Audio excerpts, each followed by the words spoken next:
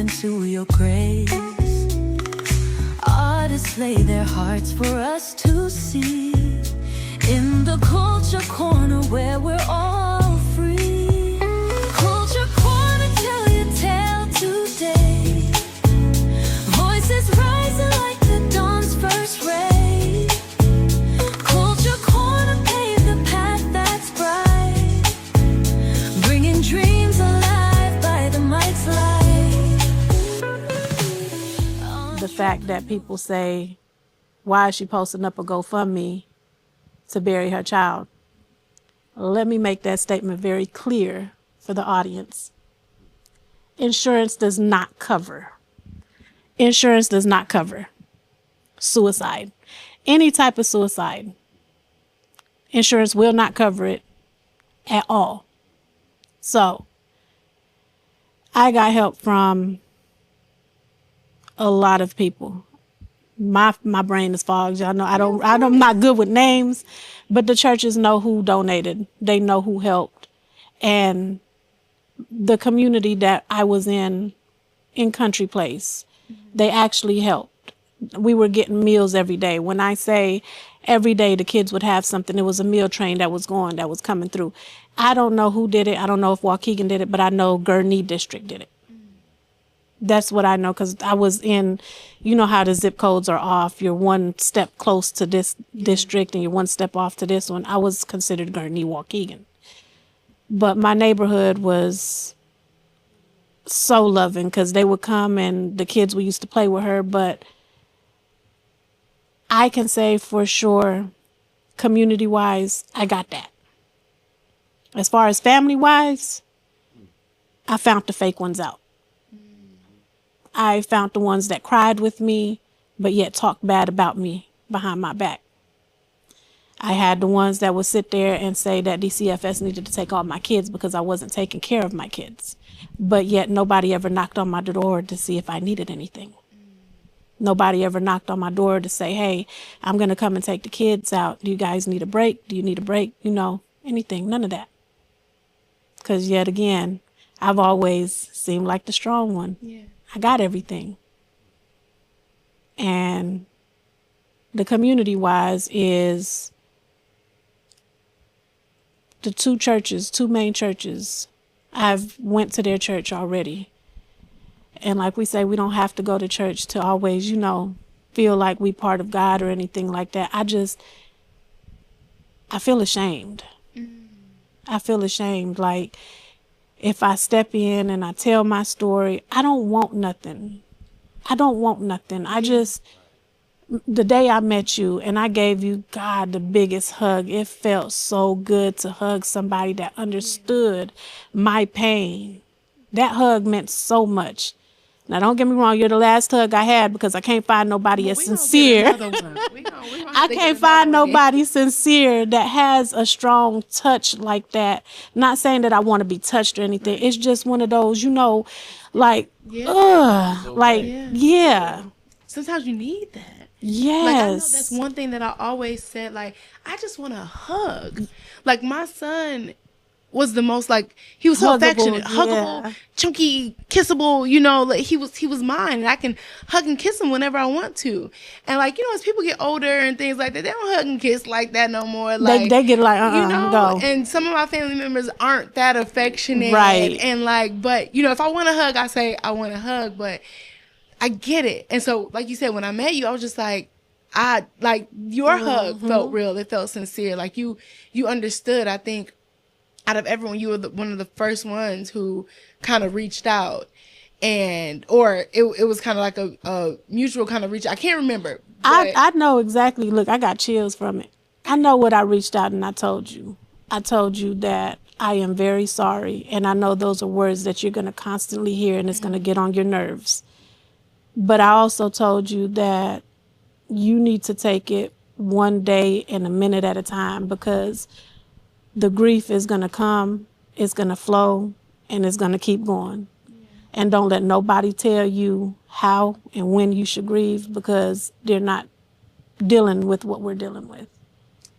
So, Pastor ReGina, I want to ask you, how do you feel the church can, or even the church or spiritual leaders, how do you feel like they can, I don't want to say do better when it comes to grief, but what part do you feel like they can play when it comes to grief? And I also do want you to add, like, anything that I'm like, you've heard our different stories and things like that. Talk to us a little bit. So to answer your question, I think that one of the things that the church can do, and I believe that in some regards we are doing, is just to be present. Mm-hmm. Right? Because a lot of times death is one of those things that leaves you vulnerable in a way that you've never been before, because it exposes so much of so many different people. And when you're that vulnerable, you honestly don't know this side of yourself. Oof. So you really don't know how you're going to respond minute by minute, day by day, second by second. And for somebody to come along and just be present in whatever state that you find yourself in, whether it's dark humor or laughter or crying, or sometimes just being quiet and allowing your grief to take over. Because a lot of times we want to fix it. Yeah. I don't want you to hurt. I don't want you to cry. So I want to say something to you to make you laugh, or because I don't want you to feel that pain.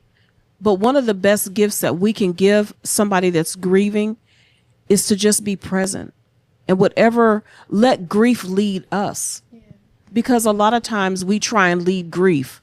Okay, today I'm not going to feel this way. Today I'm going to be okay. Stop talking to me. Today I'm going to smile. And you can't, because grief has its own way about itself. And you have to allow yourself to. So if I come to you and you're not laughing, then I need to conform to how you're grieving. And I think sometimes we come alongside, even as a community, and we feel like this is the right thing to say. This is the right thing to do. I'm going to be led by how you're responding to your grief, because that's healing for you. And so I think being present and allowing that person to be authentic in their grief. Rico grieves differently than you do.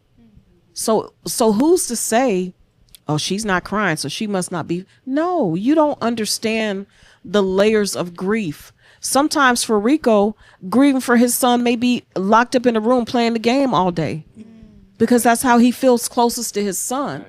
But we have such a stigma that we put on the way somebody should grieve. That causes more trauma, because now not only is he dealing with grief, he's dealing with our perception of how he should grieve. And so I think that we just have to allow people to authentically be themselves and pray and ask God to give us the wisdom on how to direct them to those healing spaces, and not be so critical to say well, I wouldn't be doing that. Well, you're not them.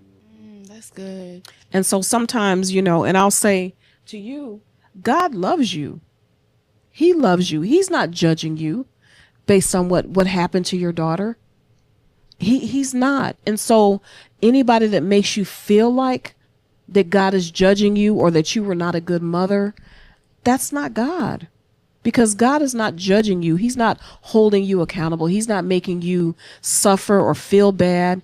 That's a trick of the enemy that's making you feel the guilt, the shame, and disappointment of what your daughter has gone through.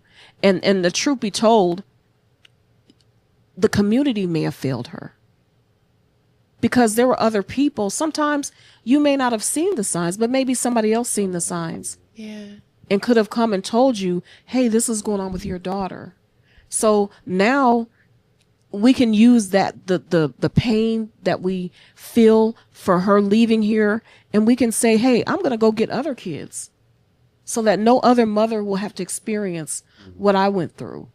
So I just want to say God loves you, and there's no shame. There's no condemnation. You live your life, because that's what she would want. I'm 100% sure that that Harmony would want that for you. And so, we just have to be, again, authentic too. And suicide is something that's very hard, because it's something that people don't understand. Mm-hmm. And because it's not very easily understood, there's stigma attached to it, just like there is with mental illness. And a lot of times people don't want to understand it. So they'd rather put it in a category and leave it there and judge people instead of saying, hey, I want to understand. What do you feel like are some of the things? Because you said maybe there were some signs. Somebody can maybe come alongside you and say, hey, can you help me? Because my daughter's kind of sort of aloof right now. Is there something, are there signs that maybe I can look for or things that I can see? So we as a community have to do better about categorizing people's trauma and making people feel a certain way. Coming on Facebook and being bullies because we really don't understand, but putting comments and making comments on things that we really just don't understand, and that could really take people to a different place and really hurt people even the more. What does it profit somebody to re-traumatize you about whether or not he was in a seatbelt the correct way? What benefit did that didn't have any benefit to you at all? But that's how we as a society, and I think as a community, especially as a spiritual community, I think that we try to do the best job that we can by being present and letting people know God is love, and whatever pain that you feel is not caused by God. And the healing part of it, he can restore your soul. He can restore that part of you that's empty, that's broken, that's missing, that's lacking. Maybe he can't bring your child back, but he can bring, one of the things that I said to you, Shauna, was Caleb fulfilled his purpose. He fulfilled, in 4 years, he fulfilled the purpose that he had on this earth. There are people who are 70 years old that have not filled their purpose.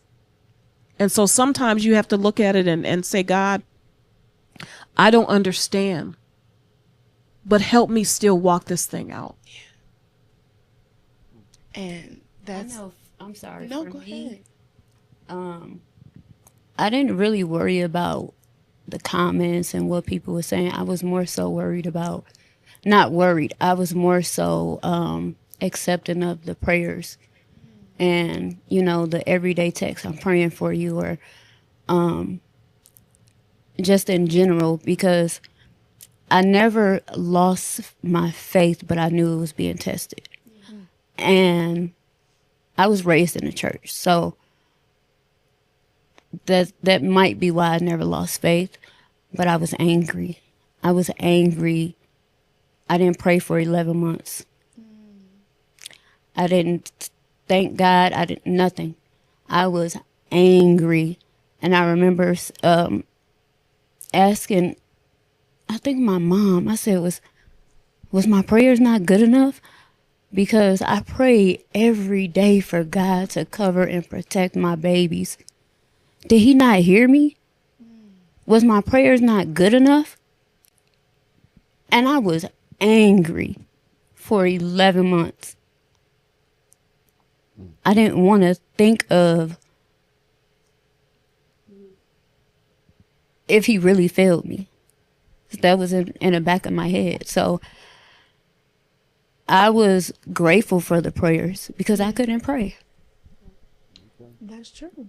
That's so true. And I want to go back to something that you said. Like, I was embarrassed to go to church too.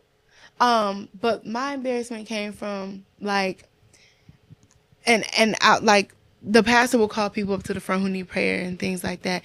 Babe, I be wanting to go up there every Sunday. Every single Sunday, I want to stand right up there because I feel like my faith is like, my faith is not shaking. It's not weak. I have full faith, but I'm still angry. Like Finesse said, like I'm still angry. And I had a moment before I stopped going to church where I have full understanding. I'm like, God gave me what I wanted for a season. And now it's time for me to do something for him.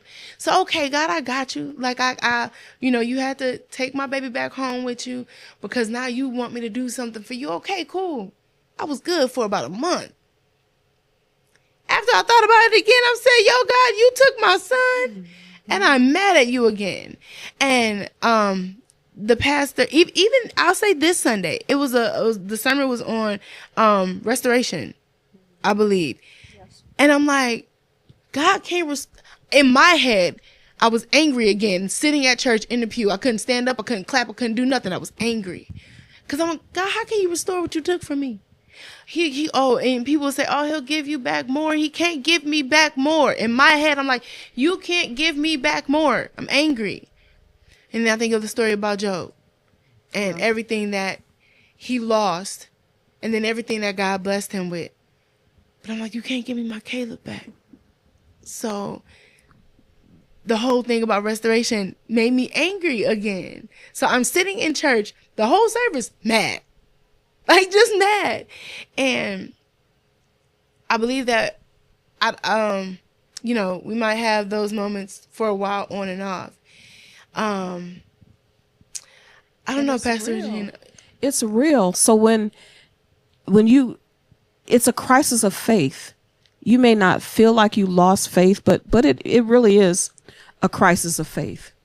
Because you question. There's a woman in the Bible named Rizpah. She was not to get too deep into it, but she was a concubine of King Saul. King Saul died, and King Saul had some ops. So the ops came to King David. There was a war going on. Ops came to King David. They're trying to figure out how to get this war situated. They said the only thing that we can do to stop this war is I need 5 of Saul's sons. So Rizpah, who was a concubine of Saul, she had 2 sons from him. So what do? They go get her kids and they hang 2 of her sons. And they, instead of burying them, they leave them out in public. On display. Her sons were innocent. They didn't do anything. But to satisfy this rivalry, the ops were like, no, we need those. We need those heads on that swivel, pretty much. To have her sons out there for 6 months, not buried, she stood vigil for her children and was like, I'm not going to let no animals or nothing happen to my boys. I didn't have them. And so, long story short, David came and buried them and honored them. And what she did went up as a memorial to her sons, because they were like, the mother's love for her children was so great that she didn't sleep. She kept vigil for them. And I think I hear how you're honoring your son and some of the things that you're doing. Death has a way of changing us in a way that we don't really understand. And so maybe he can't give you back a Caleb, right? But maybe because of what you do with your grief, your passion is going to turn into your purpose. Maybe you couldn't save Harmony, but now you're saving thousands of Harmonies. You know what I'm saying? Maybe you couldn't save your daughter, but now because you're talking about it, all these other girls are being saved. Yeah. And maybe with Rico, some of the things that you went through as a father and just some of the different things, maybe now there's a way. And so I think sometimes he can never give you back a Caleb. But what he can do is he can show you that it's not over for you, that there's still purpose even in your pain. And so if you, now the Lemonade is the best seller and different things are doing and people are hearing about him and Lil Rico and all these different things that you're doing, and Dada Soul is blowing up. You're getting buildings and you're this and you're that. All of that through grief. Because now for Rico, I ain't gonna stop. See, to speak on that grief, though, everybody does grieve differently. That's the way. Not that I have to be at my restaurant, yeah, but I'm comfortable. Yeah. You know, people that ask me all the time about Lil Rico, my memorial or the stuff, that helps me that I'm able to tell that story. Yeah. You know, you got a teenage boy that's in the back seat. They don't need a seatbelt. Yeah. They do. Yeah. You know, but of course, us being parents and we got a 15, 16-year-old in the back seat, I'm not about to sit there, make sure your seatbelt, we don't, you know what I'm saying? I don't, you know, and for me to tell that story to customers that come in, that makes them change their parental type of, you know. So the way that I grieve, I need to build for him, you know, and I'm here for my children and my other people grieve different. People expect, man, I don't see how you do it. I don't even see how I do it. We just do it. I just wake up, I go. We just do You know, it, that's my motivation, is to make sure I go. I can't sit here and be depressed because nothing to get done. I will go down, my family will go down, my kids will look at me like, oh, you weak. Then you got so many people saying you so strong. I can't say I'm strong. I'm not, I don't, and it's crazy because so many people would say, how can you be so strong? No, it's not about, you don't know what I'm going through. That ain't even a word in our vocabulary Right. at this point. I don't even consider. It's not about being. I don't consider myself being strong. I consider myself just living. Yeah. That's all I'm doing, is I'm living day It's not for about day being strong. to try to make sure that I keep my head above water for the rest of my kids. I know in my mind, I know that I'm not, like, I will never be 100%. I will never probably be 75, Right. 80. I wouldn't probably never be there. I try my best for my kids because they don't want to see that mom that's lingering around and, you know, don't want to do nothing and just want to sit there. I more so try to have fun with them. Come on, let's clean up. Let's do this. And I have to get that happy mom out because I don't want them to come in and they're like, oh, what's wrong with mommy? You know, because I'm the only one there. Yeah. Now, I've had different incidents in my household where I had a cutter and then I had another one attempt. So me trying to still fluctuate with working, getting bills paid, doing this, but my mind is on a constant 24 on what are they doing? Like, I got security cameras all in my house in every section because I need to know what are you doing? What's that? You know? And But everybody's people like, don't see that. So they're on the outside looking in. They say, you're strong. No, you don't know. you don't know. What I deal with daily and the strength that I have to muster up whenever I can. Yeah. The triggers. Muster up a little bit of strength to even smile, to text somebody back, to answer a phone call, just to wake up in the morning. You know, so when people say, oh, you so strong, I just say thanks. But I hate those. in words. reality, you're not. You know, like Yeah. like you said, no one knows that you have a cutter, that you have, you know, the attempts that you've had. They just see the you that smile every once in a while or that's not crying. But they don't know the nights that you're up 2 and 3 in the morning crying. Or when you have a dream and you wake up crying. Or in your situation, you might have another kid that's grieving and you have to console them. In my situation, my son, he was 6 at the time, but him and my daughter was close. they were 12 years apart, but they were close. And he have his His days. moments where he just he's silently crying and I'll catch it. Yeah. And then he'll just break down. And people don't see that. And I try not to break down in front of him. Sometimes I can't control it. But you have to be strong for your other kids too. And it's not even being strong, it's just dealing. It's dealing. I think about y'all often because you all have other kids to take care of. And, you know, I'm like, dang, like you gotta keep going, you know? I'm like, And we think about you too, because I know that purpose is hard, baby. I know. Like, we have other little ones to sit here, and I'm like, oh, you know, I call you Shauna. I'm like, I don't. That's why when we say nobody understands our situation at all, they really don't. I understand. I really understand, but I don't know. I don't know. Right. Yeah. Because our stories are so different. Yeah. Our lives are different. our growing ups are different. You know, everything is different. That's what people need to understand. Like, sit down, have some coffee, talk to us. You want to know my ins and outs on what, you know, have a conversation.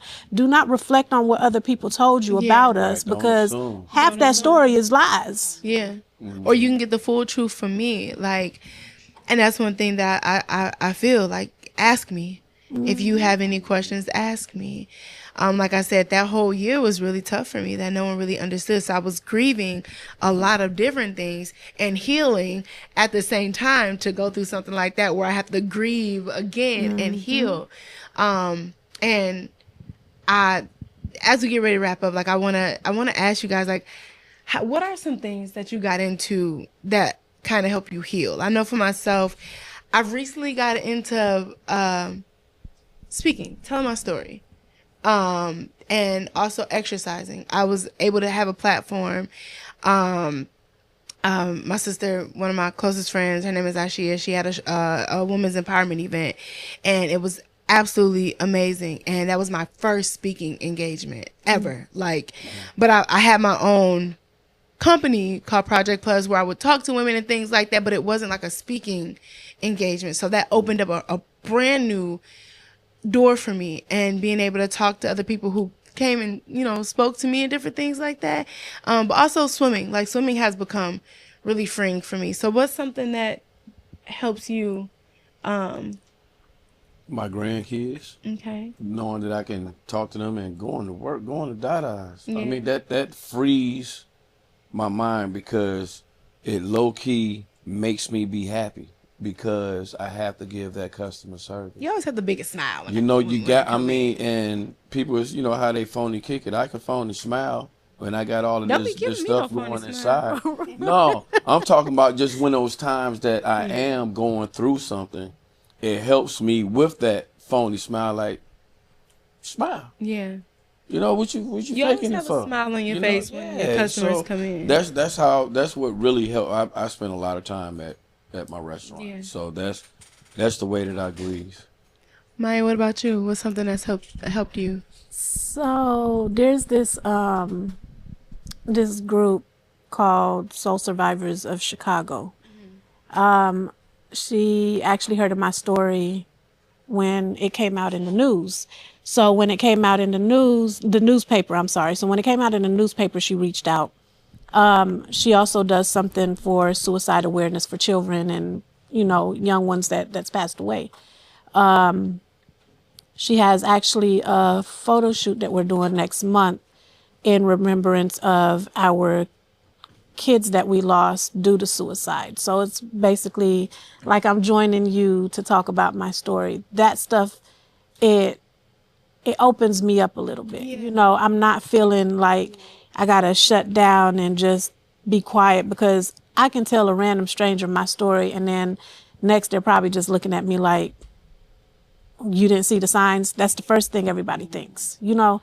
So speaking upon it with you and going to another photo shoot with my other daughter to, you know, represent harmony in a good way, to show them that there is life. Yeah.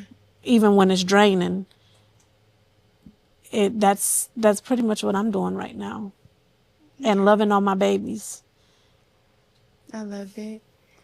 Miss Finesse, what's something that helps you through your healing process? If I can be completely honest, nothing. Nothing. My son keeps me busy. Yeah. He's in sports, football, baseball, basketball. I go out sometimes with my friends and stuff, but nothing. Nothing. Do y'all ever feel like y'all the oddball out when yeah. you went in groups? I was at a point before where I didn't want to talk to nobody if they hadn't lost a child. Yeah. Because it's like, what do we have to talk about? Because you don't feel how I feel. Yeah. We don't have anything to talk about. I had gotten to that point, and that was a part of my anger. If you haven't lost a child, I don't want to talk to you. And it's like a time limit sometimes. Like, sometimes you could be good. Like, you hanging out with your friends and things like that. Then all of a sudden, something clicks. And you're just like, oh, nope, gotta go before I just explode. Or I just Get kind of lose quiet. it. Yeah, yeah. Like, or I get quiet and I shut down. Like, or you can be out having a good time. All right, bye, y'all. See y'all later. Oh, then that it was just- great. You get in the It car. click back in. You get home, Reality and for me, I'm alone. So sometimes that's the hardest part for me. Like, when I get home, it's like, dang. Even when I'm with my mom or my family and things like that, I can be in a room full of people and I still feel that oddball. Sometimes I feel so alone. And then you don't want to make everybody else sad. Yeah. So it's kind of like, I'm You gonna don't go. want to make everybody else sad. You don't want to make everybody else sad. I didn't go to family events for a while because I knew I would be sad, and it just felt different without my daughter being there. So I didn't go to family events for a while, and I didn't want to make everybody else sad. Even sometimes now, I go to family events, and all my nieces and nephews are around, and a lot of them are the same age as my daughter. And it breaks my heart because she would have been there and she's not there. I was so glad that my son was able to come back to Illinois. Like Pastor ReGina said, like, my son did a number in his 4 years. Like, he literally, like, I feel like he healed 2 families in a sense. Like, and I won't speak on my son's father's family, but like, it was relationships there that I felt like he mended. Me and his father have a really great relationship, but I feel like everyone has their own journey, you know, so I would never speak on his journey, but I feel like, Caleb healed something in his family relationships and was in the midst of teaching, his father, I will always say I had the greatest pregnancy experience. Like, his father was very attentive. He was there, everything. And so I don't even want to say loved. He loved his son. He was a great father to him. Like, he loved being around him. They played, all that stuff. Then when he came home, my grandma was a missing piece because she had passed, and everyone loves on me. Like, I was the one in the family that, like, oh, you need me to do something, da da da. And when they finally met my son, oh, everybody just like flocked and loved. changed from oh you. God, I'm like, hi, I'm still here. Love me. But they loved him around, and so now that he's gone, it's like I see all the kids and stuff and the cousins and stuff that he used to play with, and I don't want to be around. Or I go to church and they like have children's church, and like they it's like I'm missing him sitting right next to me. So there are things like, one of my questions was, you know, if your child was here, what would they be doing? What do you feel like they'll be doing now? And I'm like, he was chill. Like, Caleb was chill. If I told him to sit down with his tablet, he'd be sitting over there with his tablet. If it happened to die, he'd be like, tablet, tablet. Like, that's all he'll say, but he'll sit there nice and quiet. But he was just such a fun, loving kid. I was so excited for him to go to kindergarten and things like that. And once again, I'm just thankful for each and every one of you guys for sharing your story. Can your I say journey. something? Yes, of Shauna, course. I just want to say to all of you guys, and I definitely validate how you feel as far as nobody really does truly understand. That's true. But love is a universal language. And maybe my trauma isn't that I've lost a child, but my trauma may be something else. And so we have to find a way to allow people into some spaces that may be uncomfortable for us. Because you said it yourself, okay, it's like a secret society that we have. But when you create a secret society, it leaves other people out. And it leaves them unable to love you in a place that maybe they don't know that you need love in. They can't love us like that. No, but you hear what I'm saying though. Trauma is a universal language. A lot of people maybe have not experienced the loss of a child, but trauma is hurt. Trauma is pain. Not saying that somebody is going to understand the depth of your love for your child. That's not what I'm saying. But what I'm saying is sometimes people telling you how strong you are, maybe they don't know what else to say. And that's all they can think of to say. It doesn't mean that they don't understand, or it doesn't mean that they don't empathize. But if you don't tell me how to minister to you or how to treat you, how can I be expected to? Because as much as I love you, I don't know what to say to you. I don't know how to love you through your pain. And if you continually say, well, they just don't understand, then you're decapitating my love. Yeah. You're telling me that I can't love you properly. And I want to be there for gotta you. meet me halfway. But be transparent enough with me so that I can love you properly. If you don't like when I say you're so strong, respond back, no, I'm not. Actually, right now I'm feeling very weak. Yeah. Be transparent enough with people so that people can love you properly and that God can find where you're at. Because I think sometimes with grief, even with when I lost my father, people got tired of hearing it after a while. Yeah. Oh, here she goes talking about her dad again. So I just stopped doing it because, okay, I don't want to feel like I'm inconveniencing you or you just don't want to hear it. So I just stopped talking about it. But I was suffering inside, and because I didn't want people, oh, here she goes again. But at a certain point, I was like, I need to talk about my dad. And those people that really love me, they were able to experience it with me.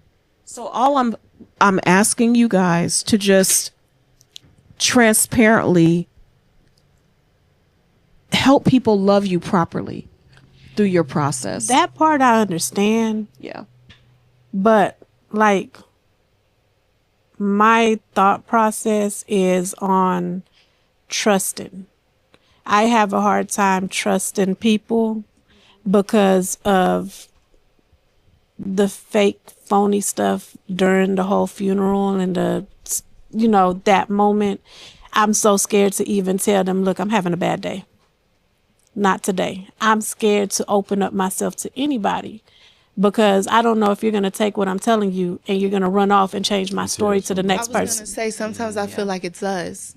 Like people, and like you just said, Pastor ReGina, you feel like, or people got tired of hearing your story. I remember mentioning that to some of my friends. Like, I know y'all probably tired of hearing my story. They're like, no, we never get tired. Like, say as many times as you need to talk about it, say it. And just like you said, Finesse, like, you don't want to talk to nobody unless, they lost a child too. And that's because you feel like they can resonate with you, which is true. But I also feel like, for me, at least, I put a cap on what people can handle. Yeah. And in that sense, I end up hurting myself. Like, I didn't talk about it sometimes because I'm like, don't nobody want to hear the same story about my deceased son and da-da-da-da. When in reality, they'll hear it and listen over They do want to over hear again. it. And for whether you lose a child or not, people are going to be fake and phony. That life is just like that. So it's not fake and phony people for funerals and death. People are just fake and phony, period, nowadays. that part. And so I believe that as you open yourself up, they're the ones that are going to be missing or miss the beautifulness of who you are. You're going to be able to discern who's right and who's wrong. I would just say to you, you're a beautiful person and you have so much to offer the world. Don't close yourself up for 2 or 3 people that may mishandle you. And there's a whole wide world out there that's ready to receive the love and the care and everything that you do have to offer, because people are going to be people regardless of whatever you go through. And you just have to make your determination to say, you know what, I'm going to step out because I have something to give. And if you're going to talk about me, you're not the only person they're talking about. They may disrupt your world, and then the next minute they're on to somebody else, not even thinking about you anymore. So we just have to, all I'm saying is, from somebody who wants to be there to help you guys or to help you through it, help us help you, because people generally want you to heal. They want you to be happy. They want you to live your life forward and as much as you can, because, Rico, I mean, that's a way that you escape. But I mean, I'm just being honest. How many people are happy that you make catfish? To me, It's but see, you're looking at, it's not just catfish to you, right? It's an extension of your son, and it brings you joy, and it brings other people joy. You know what I'm saying? So sometimes it's when you have to open yourself up and be transparent and allow your grief. You grieve aloud. You grieve lively. You know what I mean? Right. Because I'm always on that. Everybody got problems. You don't got my problems. You know what I'm saying? Everybody problems is on different levels. But then when it comes down to what I deal with in my head, I can't help you. 'Cause I can barely help myself. So I get away. You know, so I hear what you're saying, but my door is closed to trying to open up to new people. And I'm not saying new people. I'm saying people who are in your space. And that's a whole different subject matter as far as opening up to new people. All I'm saying that there are people in your life that really want to heal out loud with you, and you have to allow them that space. Because sometimes when we grieve, we want to grieve by ourselves, and then people don't understand and people don't know. Well, we want to know, and we want to help, and we want to be there. But you have to help us be there for you. That's what I'm saying. New people understand. Even with the people that I got, it's like I don't even want to bring you down with my mode. Right. yeah, and that's one thing. You know, I don't want to bring you down. I could be in a not right headspace. Yes, I have the support system that I can talk to, but you got problems too. But one thing Why that you I gonna learned, hold my problem? one thing that I learned is that we can't think for other people. We don't know what they can True. carry and what they're willing to carry. I have, you That's have true. friends and family who really, and I don't know yours, so I'm just telling this is my story. Right, Like I right. had friends and family who told me they wanted to be there for me. Yes, And that's well. I didn't. I don't know how to let them in, or I'm learning how to let them in, or I didn't know that they wanted to be there. You know what I'm saying? Or I knew that they wanted to be there, but I don't want to bring nobody else The down. chicken just gonna go on the fire deeper. What he said. I'm gonna squish those masks little And then you a little bit harder right now. And then you think too, all the people that are trying to be there for you, when you isolate, they're affected anyway. Yeah. They're affected anyway. When you isolate and make a decision for somebody that you're not trying to burden them, they're affected anyway. Yeah. Because now, not only are you grieving, they know that you're grieving, but now you're grieving by yourself. And I so feel then a like- part of them is grieving because they're losing you too. Your son just didn't lose his sister, but if you isolate from him, he's losing his mom too. Yeah. And so sometimes we have to heal Ooh, I need to. healthily because everybody else is still affected by how we deal with this thing. And yeah, some days you're going to want to isolate. Some days you're going to want to stay to yourself. Some days you're going to want to not affect other people. But you got to be careful with that because it's still going to affect other people. Yeah. Like I know, I always thought to myself, I thought to myself Sunday, if I would have, it's the embarrassment part that came up. If I would have went up to the front, because the whole time the pastor was talking about, I can't remember everything, but he was calling people up to come to the front for prayer. And I'm like, I don't want the attention. You to want to be hear on something funny? I was going to come get you. I was going to come get you. But anyway, I digress.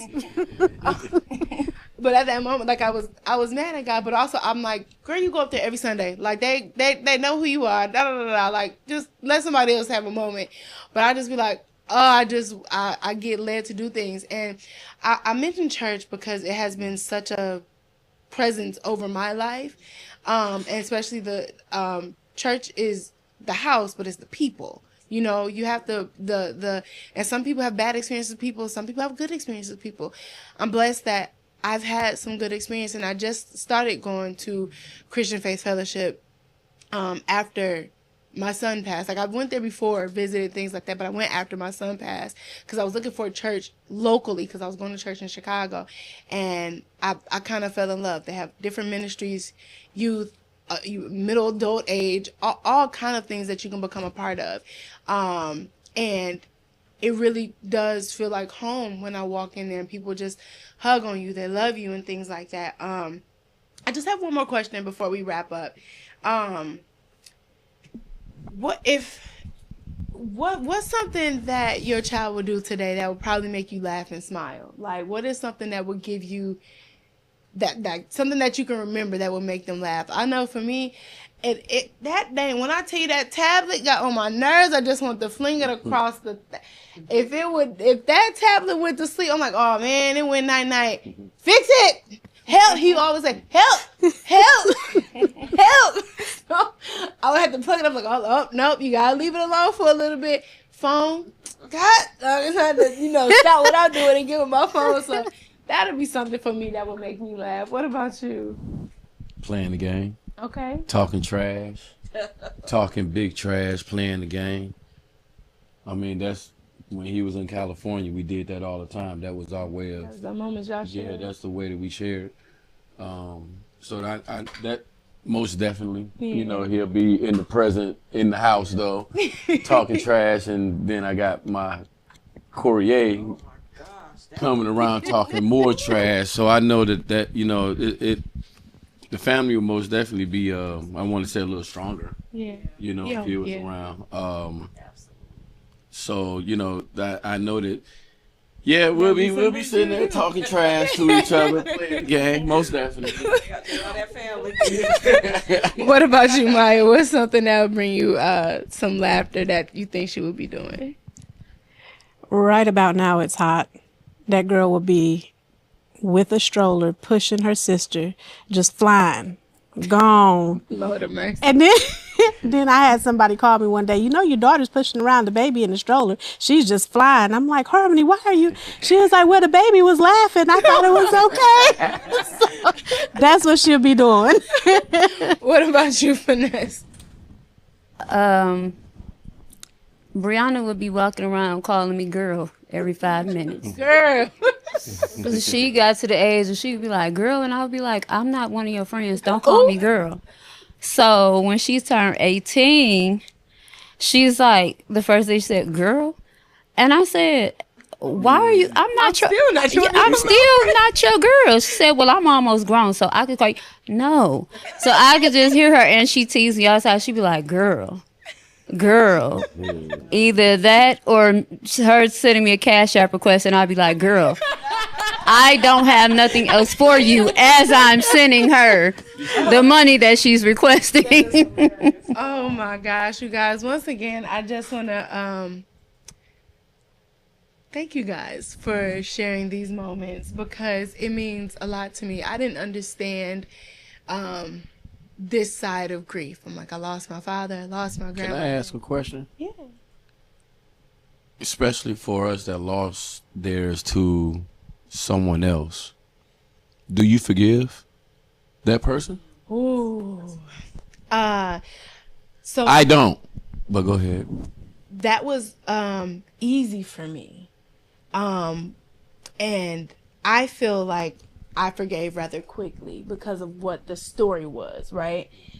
For me, the story that I got from my lawyers and things like that was the person was sick, and it was a medical emergency. It was not drugs. It was not alcohol. I feel like if it was drugs or alcohol, I would have been pissed. I would have been still mad. But because it was the person was sick, I instantly was like, it was God. I'm like, because of how quickly everything happened, I feel like what Pastor ReGina said, he served his purpose. It was his time to go in that fashion, in that manner, because it had to be quick. God did not let my son suffer. God did not let me, like I still have injuries, like I have knee injuries and things like that, but he didn't let me suffer. He didn't let my child suffer. So I forgave. No. No. He took my child from me. He took a part of my world. He took a part of my heart. He took a part of my life. And to this day, I still have to deal with the fact that you still have breath in your body. And you took my soul. And still have to face every court date. I still have to look at this person. Yeah. And try not to harbor hate it's not a hate, but I don't forgive. I think that was I don't think it's a hate. Yeah. I don't know. Some days it's hate, Yeah. and some days it's more like I don't know. I don't know. And you do know. You know exactly how you feel. So you know what your feelings, and I think that was a great and valid question. Forgiveness definitely comes with time.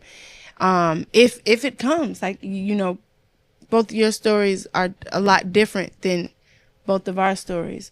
So I feel like definitely forgiveness comes with time. And this won't be, if you guys don't mind, this won't be the first or the last time. Like, I would love to definitely come back together at some point, because there are other, you know, people and families who's lost some things. But once again, I just want to thank you guys for sharing this moment with me. Thank you for and the being opportunity. part of this community. Thank you so much, Pastor ReGina, for being here, for helping not only to facilitate, but also to bring some truth, some light to how we feel. I really needed to hear some of it because Yeah. I was lost. Like, I'm going to always be lost, but And some to, of your words are very.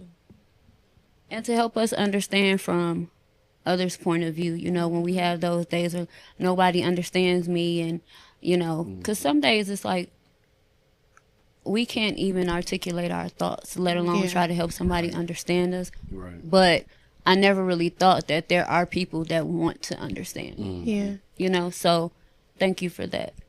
You guys, make sure you check out some of your local healing groups. Also, there are some, I know some that has helped me, which is, I can't think of the name, but don't worry about it. I'm definitely going to put some information. I know one is called The Missing Pieces. They have different activities and things for parents who's lost children. There are also some things within the community that we do have.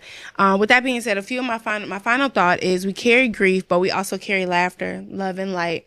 There's no right way to grieve, only your way. As we all express, like, we grieve differently. Once again, thank you guys. And like I always say, keep showing up, keep speaking up, keep shining. The culture needs you. From my mic to your heart. This is Coffee B, and I'm signing out.